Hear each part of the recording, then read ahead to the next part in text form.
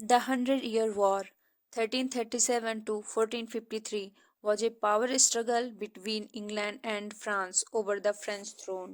The Hundred Years' War was the longest war in recorded history.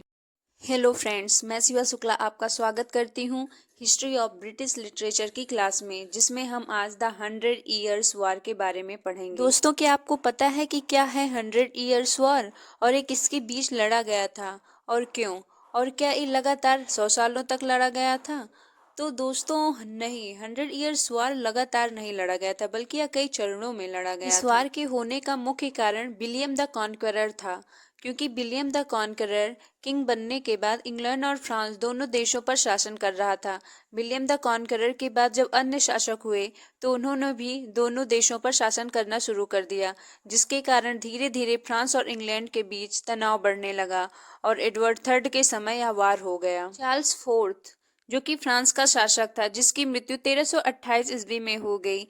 Charles fourth का कोई पुत्र नहीं था और फ्रांस में प्रथा थी कि राजा का बेटा ही राजा बनेगा। इसलिए चार्ल्स फोर्थ की बहन आइजाबेला, जो कि एडवर्ड थर्ड की मां थी, उन्होंने कहा कि मेरा पुत्र फ्रांस का भी राजा बन जाए। यह सुनकर फ्रांस की जनता तिलमिला गई और द 100 Year वॉर शुरू हो गया।